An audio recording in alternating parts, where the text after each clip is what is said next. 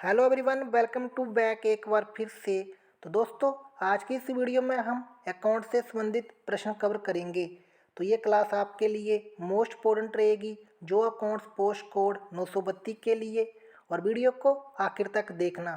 और चैनल से पहली बार जुड़े हैं तो चैनल को ज़रूर सब्सक्राइब करना और साथ में बेल आइकन को भी प्रेस कर लेना। और टेलीग्राम चैनल को ज्वाइन कर लेना, क्योंकि उस चैनल पर हम डेली वीडियो की पीडीएफ फाइल डालते रहते हैं। उसका लिंक आपको मिल जाएगा डिस्क्रिप्शन बॉक्स पर। तो चलिए स्टार्ट करते हैं वीडियो को पहले क्वेश्चन से। तो इसमें यह पूछा गया कि which of the following is not the main objective of physical policy of India. तो निम्न में से कौन सी भारत की राजकोषीय नीति का उद्देश्य नहीं है। तो बात करते हैं भारत की राजकोषीय नीति का। तो रोजगार अवसरों को बढ़ाना, तो ये भी इनका उद्देश्य है। आय और संपत्ति में असमानता कम करना, ये भी सही है। आय में स्थिरता को बढ़ावा देना, ये भी सही है। इसका राइट आंसर होगा ऑप्शन डी, आर्थिक व्यवस्था में तरलता को बढ़ाना, ये इसका उद्देश्य नहीं है। Firms producing and selling a large variety of goods will generally follow. जो कंपनियां विविधता वाली चीज उत्पादित करती हैं और बेचती हैं, वो सामान्य रूप से क्या पालन करती हैं। तो राइट आंसर होगा यहाँ इसका option D, product line pricing. Option D, उत्पाद लाइन कीमत। तो चलिए क्वेश्चन नंबर 3 पर। तो इसमें यह पूछा गया कि which one of the following is not a method of studying association of attributes. तो विशेषताओं का संख्या अध्ययन की विधि नहीं है।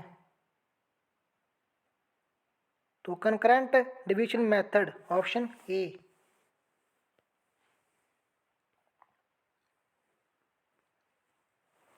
A set of data can be distinguished from other set of data by means of। तो किस तरीके से एक सेट का डाटा अन्य सेट के डाटा से अलग होता है।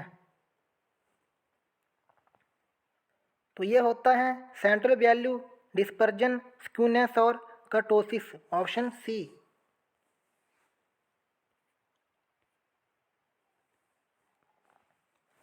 The classical organisation theory treats organisation. तो बात करते हैं क्लासिकल ऑर्गेनाइजेशन थ्योरी की।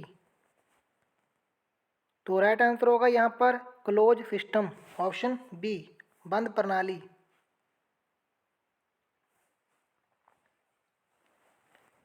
निम्न में से कौन सा मेगा वातावरण के घटक के रूप में नहीं जाना जाता। तो मेगा इन्वायरमेंट।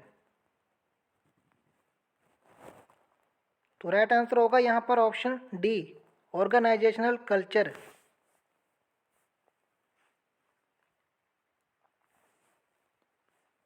चलिए क्वेश्चन नंबर 7 पर। इसमें यह पूछा गया कि what does the term third sector refer to. तो ये रेफर किसको करती हैं, द वॉलेंटरी सेक्शन को।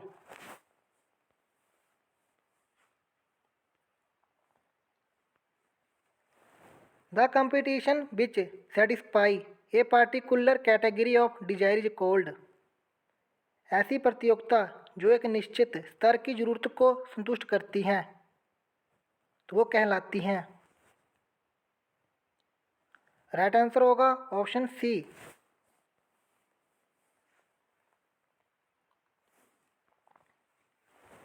ये joint venture is always a type of.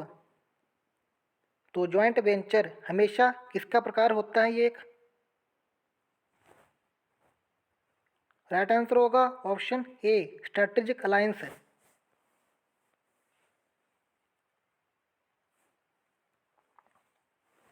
A significant reduction in aggregate economic activity is known as. तो सकल आर्थिक गतिविधियों में महत्वपूर्ण घटाव को कहते हैं व्यापारिक मंदी।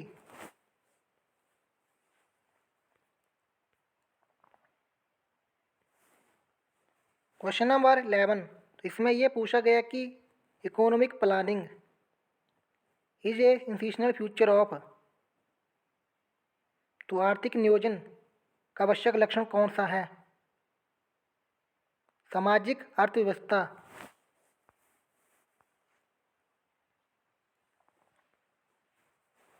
बात करते हैं फेमा की, तो ये सूचित करता है किसको?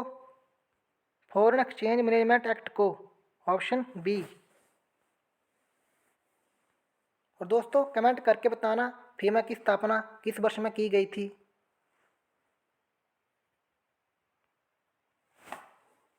क्वेश्चन नंबर 13, तो इसमें यह पूछा गया कि forms of mixed economy consist of, तो जो मिश्र अर्थव्यवस्था बनी होती हैं, public sector, private sector, cooperative sector, तीनों। तो राइट आंसर होगा यहाँ पर all of these.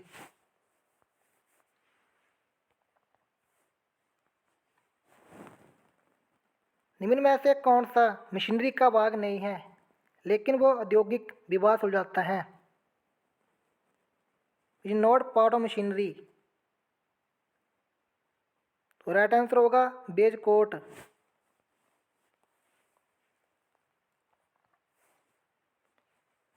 सैनबैट is associated with, तो ये किसके साथ जुड़ा है? इनडायरेक्ट टैक्स, ऑप्शन सी।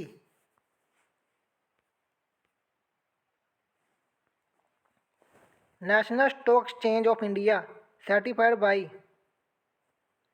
तो भारत की राष्ट्रीय स्टॉक एक्सचेंज को किसके द्वारा प्रमाणित करता है? तो इसे कौन करता प्रमाणित? SEBI, option B.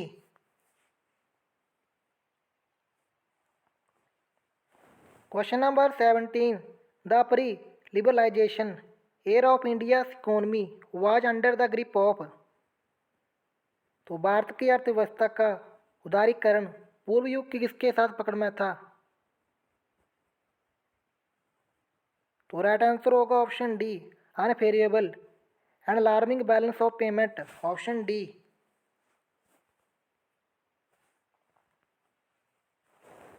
The term financial assets include all the following expect, तो वित्तीय संपत्ति में क्या शामिल हैं सिवाय? तो बैंक लोन ये भी शामिल हैं, लीज ओब्लिगेशंस ये भी, शेयर्स बॉन्ड एंड डिबेंचर ये भी, ये तीनों हैं। लेकिन नॉलेज, टेक्निकल नॉलेज नहीं है। तो राइट आंसर होगा option A.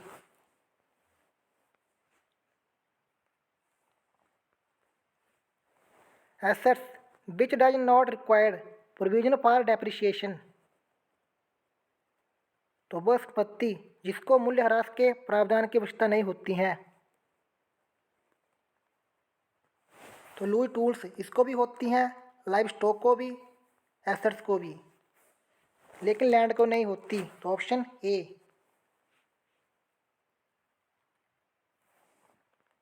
Question number 20, accommodation bills are generally for, तो ये समानता बिल किसके लिए होता है? For mutual financial accommodation, option B.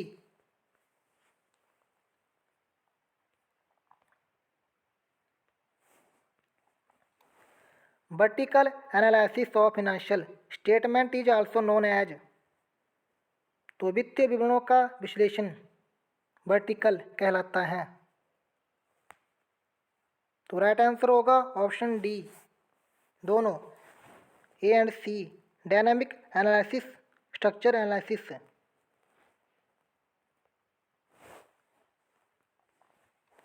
Question number 22, तो इसमें ये पूछा गया कि noting charges are paid to the notary public by, तो किसके द्वारा नोटरी पब्लिक का नोटिंग भुगतान किया जाता है?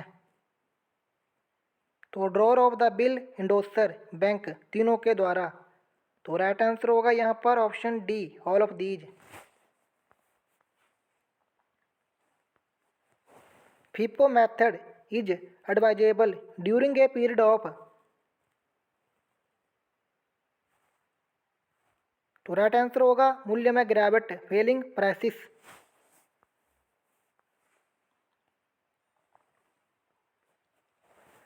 Provision for discount on creditors bill always show a debit balance. तो लेनदारों पर छूट के लिए प्रावधान हमेशा डेबिट बैलेंस दिखाते हैं। तो बिल्कुल सही।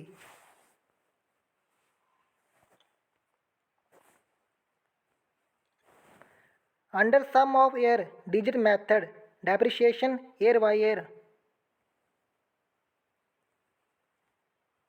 तो ये घटती है, ऑप्शन बी।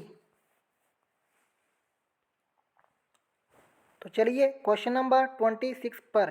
तो इसमें यह पूछा गया कि which of the following is not a capital receipt. तो पूंजीगत आय नहीं है।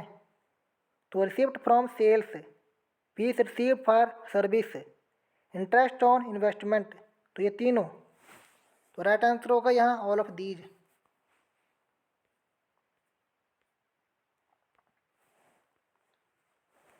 Net investment is equal to the. तो बात करते हैं शुद्ध निवेश की। तो ये किसके बराबर होता है? तो ये बराबर होता है gross investment minus depreciation, option C.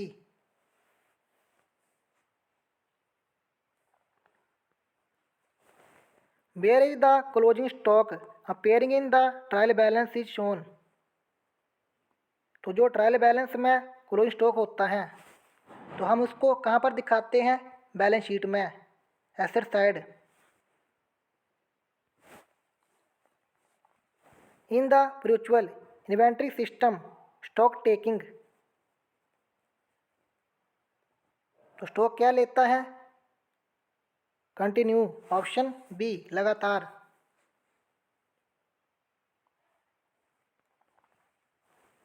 Which method result in a lower valuation of inventory and lower income during a period of rising prices. बढ़ती कीमतों की अवधि के दौरान सूची का कम मूल्यांकन और कम आय में कौन सी विधि का परिणाम है? तो राइट आंसर होगा option B.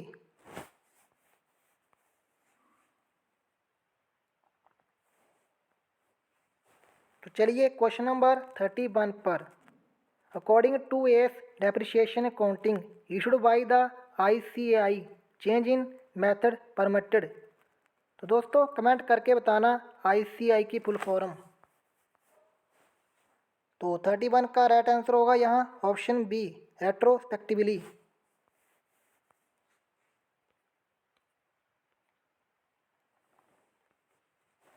Expenditure which result in a increase in the earning capacity of a business. तो खर्चे जो व्यापार की उपार्जन क्षमता में बढ़ोतरी करते हैं, तो वो कहलाते हैं कैपिटल एक्सपेंडिचर।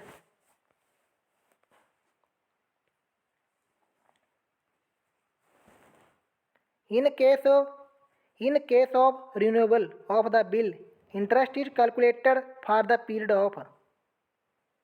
तो बिल के नवीनीकरण के मामले में तो जो ब्याज की गणना होती हैं किस अवधि के लिए होती हैं? तो वो होती हैं फ्रेश बिल पर।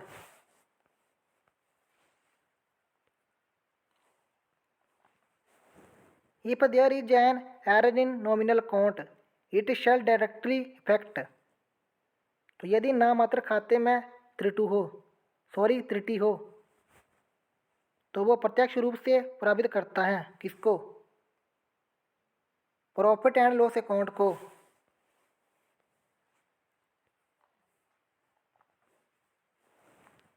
Question number 35। Which of the following is affected by improper valuation of inventory. तो निम्न में से कौन सी सूची के अनुचित मूल्यांकन से प्रभावित होता है? तो राइट आंसर होगा option C, profitability financial position दोनों, A and B. Accounting standards can override statute. तो लेखांकन मानदंड कानून का ओवरराइड कर सकते हैं। तो दोस्तों ये नहीं कर सकते। तो राइट आंसर होगा ऑप्शन बी, गलत।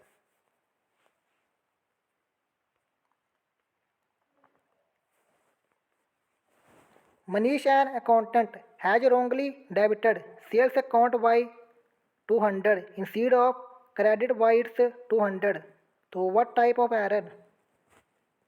तो मनीष ने यानी गलती से 200 से क्रेडिट करने की जगह 200 को डेबिट कर दिया, तो ये किस प्रकार की एरर है? तो राइट आंसर होगा यहाँ option B, errors of principle. Question number 38, तो इसमें आपको बताना है कि accounting equation is not correct,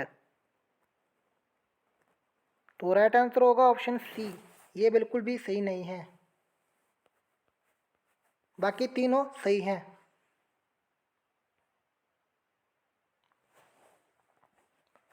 which one of the following statement is correct, तो कौन सी स्टेटमेंट करेक्ट है? तो राइट आंसर होगा यहाँ option A, increase in liability or creditor and decrease or debit, option ए।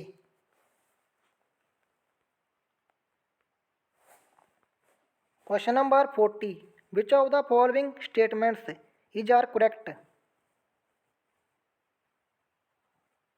तो राइट आंसर होगा यहाँ option ए। तो दोस्तों ये थी आज की वीडियो। अगर आपको वीडियो पसंद आई, वीडियो को लाइक कर लेना और शेयर करना और चैनल को ज़रूर सब्सक्राइब करना। मिलते हैं किसी और वीडियो में, तब तक के लिए जय हिंद, जय हिमाचल।